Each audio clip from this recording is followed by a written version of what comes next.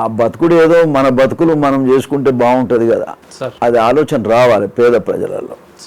ఒక మాట చెప్పాలంటే ఎన్టీ రామారావు గారు వ్యవస్థ మార్చటానికి, సామాజిక న్యాయం చేయటానికి ఆయన చేసిన కృషి అంతా ఇంత కాదు.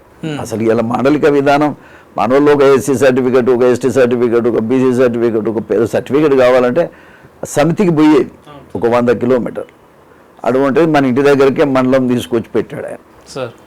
అసలు సామాజిక కోణంలో రాజకీయంగా అన్ని వర్గాల వాళ్ళను కూడా రాజ్యాధికారంలో భాగస్వామ్యం ఇచ్చి, అంటే ఎంపీలు చేసి, ఎమ్మెల్యేలను చేసి, రాజ్యసభ సభ్యులను చేసి అట్లా గౌరవించిండు ఆయన. అసలు చైతన్యం వచ్చిందే ఎన్టీ రామారావు గారితో. రాజకీయ చైతన్యం పేదవాళ్ళు వచ్చిందే ఎన్టీ రామారావు గారు చేసినటువంటి కృషి వల్ల వచ్చినటువంటి పరిస్థితి.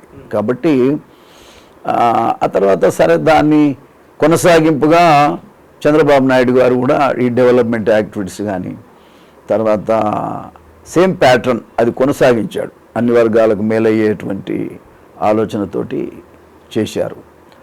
ఆ తర్వాత జరిగినటువంటి తెలంగాణ వచ్చిన తర్వాత రావణ కష్టంలాగా మారిపోయింది పరిస్థితులు. ఉద్దేశం మంచిదే, తెలంగాణ రావటంలో ఉద్దేశం మంచిదే, కానీ ఫలాలు ఎవరు అనుభవించాలి? ఎవడు కొట్లాడిండో వాడు అనుభవించాలి. ఫలాలు ఎవరు అనుభవించాలి? ఎవడు కొట్లాడిండు, ఎవడు ప్రాణ త్యాగం చేసిండు వాడు అనుభవించాలి. వాడికి దరిదాపులే లేవు. పాపం 1200 మంది చనిపోయారు. ఒకసారి 360 మంది చనిపోయారు. 1200 మంది చచ్చిన వాళ్ళు ఎవరు? ఎస్సీ, ఎస్టీలు, బీసీలు, పేదవాళ్ళు, కింది స్థాయి వర్గాలు. ఏమొచ్చింది వాళ్ళకు? ఎందుకు కొట్లాడారు? నేను మొదటి నుంచి చెప్తున్నా ఈ మాట. తెలంగాణలో ఫ్యూడలిజం ఎక్కువ ఒక మాటలో చెప్పాలంటే. కాబట్టి మరి ఆంధ్ర వాళ్ళు పరిపాలిస్తే నష్టం వచ్చిందనేటువంటి అభిప్రాయంలో జరిగిన పోరాటం అన్ని విషయాల్లో, అన్ని రంగాల్లో. కానీ తెలంగాణ వచ్చిన తర్వాత అసలు సామాజిక న్యాయం ఎక్కడుంది? అది కదా కావాల్సింది. నువ్వు ఇచ్చినట్టు నేను తీసుకున్నట్టు ఎందుకు?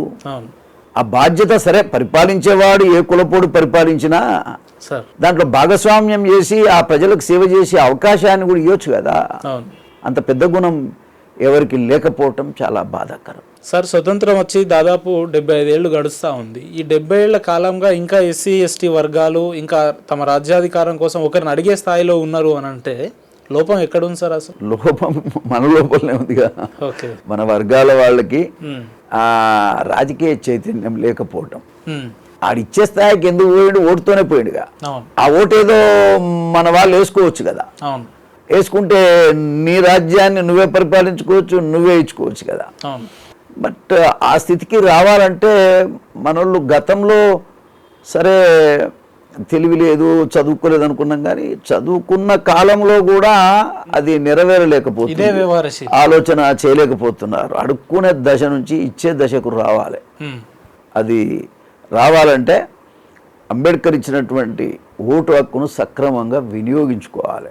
నేను బాగలేను, మంచోని ఎన్నుకోవాలి. ఆయన బాగలేడు, ఇంకోని ఎన్నుకునే అవకాశం నీకుంది. అప్పుడే ప్రజాస్వామ్యంలో భయము, భక్తి, పేదల పట్ల గౌరవం పెరుగుతుంది. ఇప్పుడు పేదల పట్ల గౌరవం ఎవరికి లేదు పరిపాలించే వాళ్ళకు. ఏముందంటే అందేముందిలే, 10 రూపాయలు వారేస్తే వాడు ఓటేస్తాడు. లేదంటే ఏదైనా స్కీమ్ పెడితే నీకు ఇది స్కీమ్ పెట్టినాము, అది స్కీమ్ పెట్టినాము. ఎవరికి కావాలి నీ స్కీములు చల్లకుండా? ఇవన్నీ ఉంటాయి. సామాజిక పరమైనటువంటి గౌరవం, సమసమాజ స్థాపన వైపు ప్రభుత్వాలు ముందుకు సాగాలి. ఇవాళ ఊళ్ళల్లో టీచర్లు లేరు, చదివి ఎట్లా వస్తుందండి? ఊళ్ళల్లా చదువుకుంటోడేవాడు ఊళ్ళల్లా ఎస్సీలు, ఎస్టీలు, పేద వర్గాలు. మరి ఇక ఉన్నోడేవాడు కూడా ఇవాళ గవర్నమెంట్ స్కూళ్ళలో చదవటం లేదు, అంతా ప్రైవేట్ స్కూళ్ళలో. ఏదైనా కావచ్చు, చదివేది ఎవడు ఊళ్ళల్లో అంటే గవర్నమెంట్ స్కూళ్ళల్లో అంటే పేదవాడు. మరి పేదవాడికి టీచరే లేకపోతే ఎట్లా చదువుతారండి?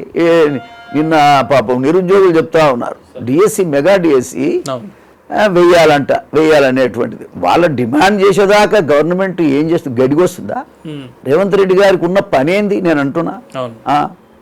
ఏముంది నీకు పని ఏముంది? ఆఫ్టర్ ఆల్ 10 జిల్లాలు. ఏం పని ఉంది నీకు? ప్రజలను కలవకుండా, ప్రజల సమస్యలు పరిష్కారం చేయకుండా మీరు ప్రభుత్వంలోనే ఉన్నారు కదా, అసలు ఆయన అది చెప్పుకోవటం పాపం వాళ్ళేమో ఆ సోనియా గాంధీ రాహుల్ గాంధీ గారేమో అక్కడ ఉంటారు ఢిల్లీలో. బిజీగా. ఇక ఇక్కడ ఈయన మొత్తంగా ఆయన కబ్జాలో పెట్టుకున్నాడు ఈ పార్టీని. ఈయన ఆయన ఓనర్ కాదు, ఈ లీజుకు తీసుకుంటారు చూడు, ఓకే, అట్లా నడుస్తుంది కథ. ఆయన ఏంటంటే ఎవరిని దొక్కాలి ఏం దొక్కాలి. మోత్కుపల్లి నరసింహుడు గారు అంటే powerful man, non corrupt, okay, నియతికి మారు పేరు, నిజాయితీకి మారు పేరు. ఓకే, ఆయనకు అంటాడు ఆ మాట. కానీ రాజకీయాల్లో వద్దు. ఇప్పుడు మొన్న జరిగిన ఎన్నికలలో నాకు మించిన క్యాండిడేట్ ఏ వర్గంలో అయినా ఉన్నాడా? అవును. కానీ నన్నే తొక్కేసారు, నా జాతిని కూడా తొక్కి. పోనీ నాకు రాకుండా రాపోయింది, నాకు 70 ఏళ్ళు వచ్చినాయి కదా, నేను వ్యవస్థను చూస్తా కదా.